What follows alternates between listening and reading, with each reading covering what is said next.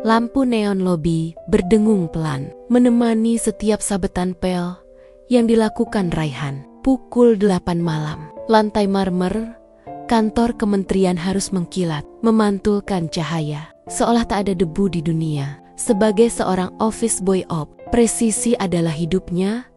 Ia baru saja menarik napas lega, puas dengan hasil kerjanya. Ketika langkah sepatu kulit yang tergesa-gesa memecah kesunyian, "Raihan, cepat, ikut saya sekarang." Suara Bapak Hendra, kepala staf protokoler, terdengar panik dan berat. Raihan menoleh, bingung. Alat pel yang basah masih ia pegang. "Jangan banyak tanya, ini darurat, melibatkan Pak Menteri." "Ikut saja." Hendra menyambar lengan Raihan, menariknya paksa, tanpa peduli seragam Obinia yang masih lembab. Langkah kaki mereka menggema cepat di lorong-lorong karpet tebal, menuju lantai teratas. Jantung Raihan berdebar liar, terasa seperti gendang yang ditabuh kencang di dalam rusuknya. Ia merasa sedang digiring menuju takdir yang tak ia kenali. Pintu ganda kayu jati yang tebal terbuka, dan udara dingin langsung menerpa wajah Raihan. Di dalam ruang rapat utama, suasana terasa pekat oleh ketegangan, seperti udara sebelum badai. Di ujung meja panjang, duduklah Menteri Baskoro. Wajahnya semerah saga, matanya menyorotkan amarah yang terpendam. Di sisinya, Ibu Adelia terisak tertahan. Sekelompok kerabat dan staf senior membisu.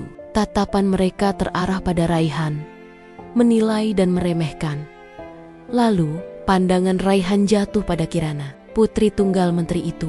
Wanita glamor yang biasa ia lihat dari jauh, kini duduk menunduk. Gaun longgar yang ia kenakan tidak bisa lagi menyembunyikan kenyataan yang menggemparkan. Perutnya membuncit besar. Menteri Baskoro tak perlu berteriak. Namun, suara beratnya yang dingin dan mengintimidasi terasa seperti guntur di ruang senyap itu. "Duduk, Raihan, Raihan, duduk kaku." Ia tak berani mengangkat wajahnya. "Malam ini juga kau harus menikahi anakku." Tubuh Raihan terasa membeku di kursi. Menikah? Ia nyaris tak mendengar suaranya sendiri. Menteri Baskoro membanting kepalan tangan ke meja. Bunyinya membuat kaca bergetar. "Ya, menikah, Kirana. Harus punya suami. Sebelum media tahu, sebelum aib ini meledak, kau harus menutupinya." Raihan menggeleng. Wajahnya pucat. "Tapi, Pak Menteri, saya hanya seorang Saya tidak pantas untuk putri Anda. Saya tidak punya apa-apa." "Ini bukan lelucon cinta," bentak sang menteri. Amarahnya meluap-luap. "Ini tentang politik, Raihan, tentang menyelamatkan karierku. Jika anak ini lahir tanpa suami, skandal ini akan menghancurkan nama Big. Kau harus mengerti." Raihan melirik Kirana lagi. Bahu gadis itu bergetar. Ada kepedihan yang luar biasa. "Kau dipilih, Raihan," kata Menteri Baskoro, kini dengan suara mengancam yang rendah. "Karena kau orang kecil. Kau bisa diatur. Kau tidak akan menuntut apa-apa. Kau hanya perlu menikahinya, memberikan nama pada bayi itu, dan lupakan sisanya." Kata-kata itu menghantam Raihan. Ia hanyalah alat tameng bagi kehormatan palsu. Menolak berarti kehilangan pekerjaan. Kehilangan pekerjaan berarti ibunya di desa akan menderita. Raihan memejamkan mata, menarik napas hingga dadanya sesak. Ia merasakan dinginnya lantai marmer menembus jas pinjaman yang ia kenakan. Ia membuka mata. Suaranya, meskipun pelan, terdengar jelas dan mantap di tengah keheningan yang mencekik. "Baik, Pak Menteri. Pak Menteri, jika ini jalan yang harus saya tempuh, saya terima." Seketika, ketegangan terlepas. Ibu Adelia menangis lega. Malam itu juga, dalam suasana yang dingin dan tanpa sukacita, Raihan mengucapkan ijab kabul yang mengubah nasibnya. Ia resmi menjadi suami dari Kirana Baskoro, seorang wanita asing yang membawa beban aib dan janin di perutnya. Malam itu, kemewahan kamar pengantin terasa ironis. Bau mawar mahal beradu dengan aroma ketidaknyamanan. Raihan berdiri canggung di dekat pintu. Kirana duduk di tepi ranjang. Gaunnya yang mewah tampak menyedihkan. Keheningan melayang di udara, begitu tebal hingga sulit bernapas. Akhirnya, Kirana memecahkannya. Suaranya serak, penuh rasa malu. "Pernikahan ini palsu, Raihan," bisiknya tanpa menoleh.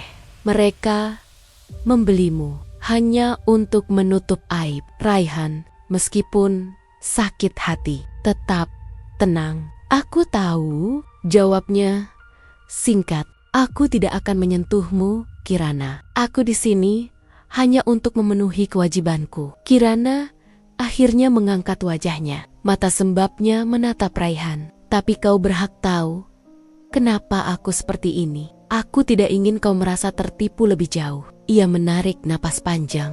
Isaknya tertahan di tenggorokan. "Anak ini, Raihan, anak ini bukan buah dari cinta.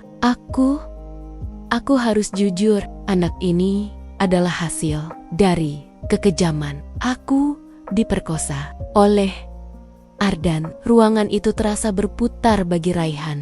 Nama itu Ardan, pengusaha angkuh yang dikenal licik, mantan tunangan Kirana. Amarah yang dingin tiba-tiba menjalar di pembuluh darah Raihan. Astagfirullah. Setelah itu, dia pergi. Suara Kirana semakin parau. "Dia mengancamku. Dia bilang, jika aku bicara, tidak ada yang akan percaya. Semua orang mengira aku ini wanita murahan. Aku tidak sanggup, Raihan. Aku hampir bunuh diri melihat penderitaan yang begitu nyata." Semua rasa kesal Raihan hilang. Yang tersisa hanyalah rasa iba yang tulus dan tekad seorang laki-laki. Ia melihat Kirana bukan sebagai aib keluarga menteri, melainkan sebagai jiwa yang terluka parah. Raihan bergerak perlahan, duduk sedikit lebih dekat. Ia tidak menyentuhnya, tetapi tatapannya memberikan kehangatan. "Kirana," kata Raihan. Suaranya kini rendah, mantap, dan penuh keyakinan. "Lupakan soal darah, lupakan soal harta. Di mataku, kau adalah korban. Dan aku adalah suamimu yang sah." Kirana menatapnya dengan mata terbelalak. "Tak percaya? Aku tidak akan membiarkanmu sendirian lagi," lanjut Raihan. "Aku akan menjagamu. Aku akan menerima anak ini sepenuhnya. Dia akan menjadi anakku sendiri." Kata-kata itu diucapkan oleh seorang jauh lebih berharga daripada semua janji manis para pejabat tinggi. Tangis Kirana pecah, tetapi kali ini di dalamnya ada benih harapan. Ia menyadari Allah mengirimkan Raihan, si pria sederhana, justru di saat ia paling hancur. Malam itu, di tengah kemewahan palsu, terjalin ikatan sejati yang didasari oleh ketulusan dan janji perlindungan.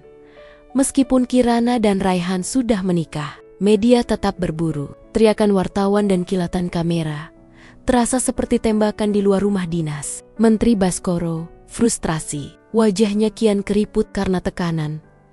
Raihan dan Kirana dipaksa tampil di depan kamera. Raihan menggenggam tangan Kirana erat, sebuah isyarat kecil yang menyampaikan pesan kuat. "Aku adalah suamimu dan aku tidak malu." Kirana yang awalnya gemetar, balas menggenggam. Di tengah badai fitnah, tangan Raihan adalah jangkar keamanannya. Namun, badai yang sesungguhnya datang tanpa peringatan.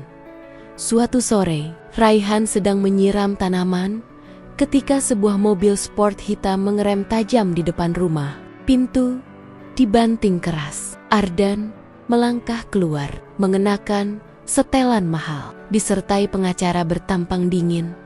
Agus. Senyum Ardan adalah campuran antara kesombongan dan kejahatan. "Assalamualaikum," ucap Ardan, sinis. Suaranya tajam, seperti pecahan kaca. Kami datang untuk menuntut hak kami. Di ruang tamu, Kirana seketika pucat. Tangannya refleks menutupi perut besarnya. Matanya terpaku pada sosok Ardan yang ia benci. Agus, si pengacara, berbicara dengan nada resmi yang mengancam. Nyonya Kirana, kami punya fakta. Anak yang Anda kandung adalah darah daging Tuan Ardan. Jika lahir, kami akan menuntut hak asuh penuh. Kau pembohong, teriak Kirana. Air matanya menetes karena amarah dan takut. Kau yang memperkosaku, jangan sentuh anakku. Ah, sayang, potong Ardan, mendekat dengan senyum yang kejam. Siapa yang akan percaya cerita dongengmu? Kau menikah tergesa-gesa dengan seorang op miskin. Publik melihatmu tidak stabil. Dan kau tahu, Kirana, jika kita ribut, karier ayahmu akan tamat. Ancaman itu membuat Raihan mengepalkan tangan hingga buku-buku jarinya memutih. Ia melangkah maju, berdiri tegak di depan Kirana, menghalangi pandangan Ardan.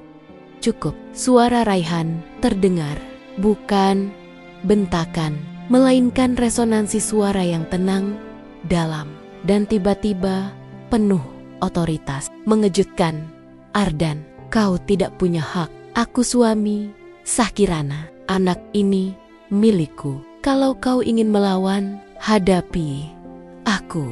Agus mendengus. Kau pikir kau bisa melawan kami dengan seragam opmu itu? Kami akan mengajukan tes DNA dan menghancurkan kalian di pengadilan.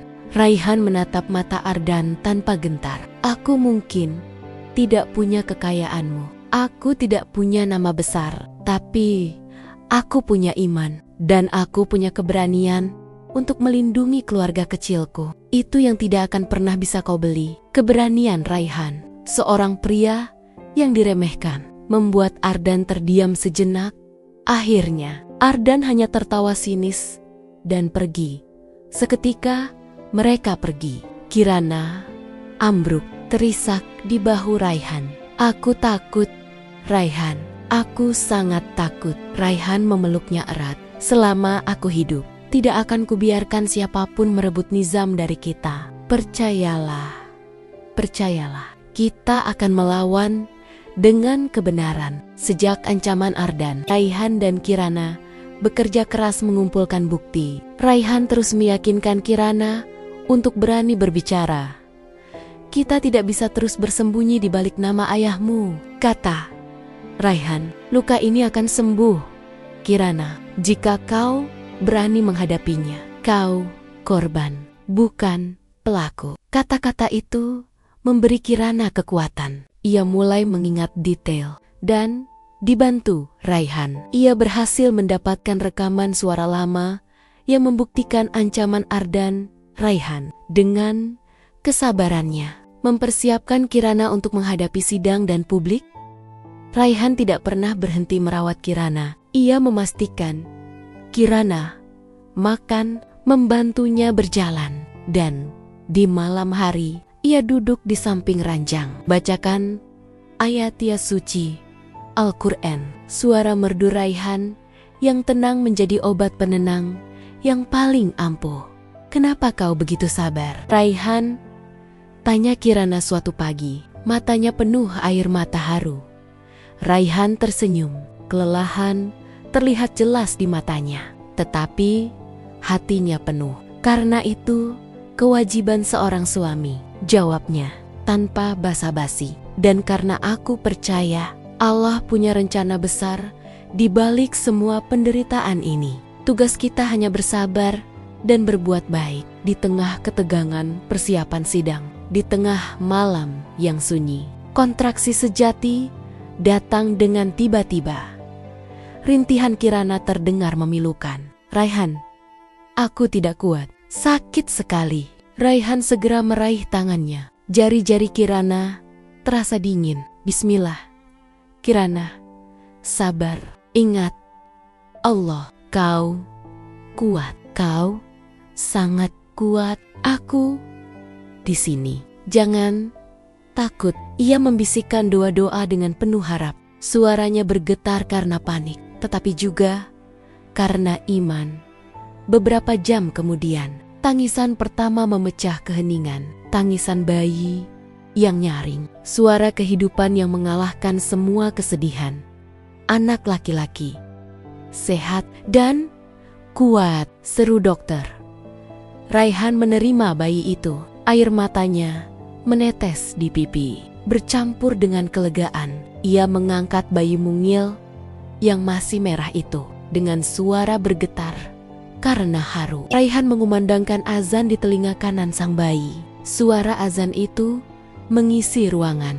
Suaranya yang merdu dan penuh iman terasa seperti deklarasi kemenangan. Namanya Nizam, bisik Raihan lembut, penyejuk hati kita. Alhamdulillah. Kirana menangis.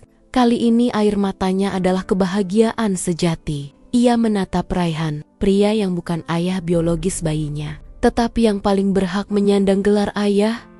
Terima kasih Raihan, bisiknya. Parau, kau menyelamatkan kami. Ini bukan tentang aku Kirana, balas Raihan, menyeka air mata istrinya. Ini tentang kita dan tentang titipan Allah yang harus kita jaga bersama. Hari penentuan tiba. Gedung pengadilan ramai dipadati media dan publik. Ardan duduk dengan wajah arogan, sementara Raihan dan Kirana terlihat tenang. Tangan mereka saling menggenggam erat. Sidang berjalan sengit. Pengacara Ardan menyerang, menuduh Raihan dan Kirana melakukan rekayasa. Lalu giliran Raihan bersaksi. Ia berdiri tegak, memandang hakim yang mulia. Saya memang tapi saya adalah suami sah dari Kirana. Saya bersumpah anak ini berada dalam lindungan saya. Dan yang paling utama, Kirana adalah korban kekerasan. Raihan menyerahkan rekaman suara ancaman Ardan. Rekaman itu diputar. Suara Ardan yang penuh ancaman terdengar jelas di ruang sidang.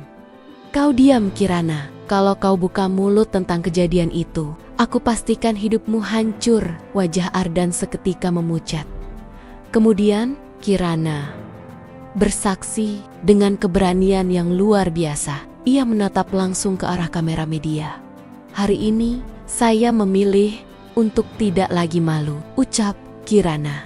Suaranya bergetar, tetapi tegas. Saya diperkosa oleh mantan tunangan saya, Ardan, dan saya tidak malu lagi karena saya didampingi oleh seorang suami, Raihan. Dia menerima saya dan Nizam tanpa menghitung untung rugi. Dia membuktikan bahwa cinta sejati itu ada. Publik terdiam. Simpati mengalir deras dalam hitungan menit. Opini publik berbalik total. Akhirnya hakim mengetuk palu. Pengadilan memutuskan gugatan hak asuh ditolak. Terdakwa Ardan dinyatakan bersalah dan dijatuhi hukuman penjara atas kasus pemerkosaan. Suara palu itu adalah penutup tirai penderitaan mereka. Kirana menangis. Kali ini air mata kebebasan. Di luar pengadilan, Raihan dan Kirana disambut sorakan. Raihan, Siob, kini menjadi pahlawan. Setelah memenangkan kasus, Raihan dan Kirana memutuskan meninggalkan kemewahan dan pengaruh politik Menteri Baskoro. Raihan menolak tawaran jabatan tinggi dan memilih untuk membuka usaha sendiri, sebuah toko kelontong modern. Mereka pindah ke rumah sederhana. Hidup mereka mandiri dan penuh kebahagiaan. Nizam tumbuh menjadi anak yang ceria dan pintar, selalu memanggil Raihan dengan penuh cinta, "Ayah." Suatu senja, mereka duduk bertiga di teras. "Aku tidak pernah menyesal, Raihan," bisik Kirana, menggenggam tangan suaminya. "Semua luka itu ternyata hanyalah jalan Allah untuk memberiku anugerah paling berharga." "Kau," Raihan tersenyum, mengusap kepala Nizam. "Cinta sejati tidak lahir dari harta Kirana, tapi dari ketulusan dan iman. Itu yang kita miliki di bawah langit yang luas. Cinta Raihan dan Kirana yang lahir dari tragedi menjadi pengingat abadi bahwa kebaikan hati seorang laki-laki jauh lebih berharga daripada kekuasaan dunia.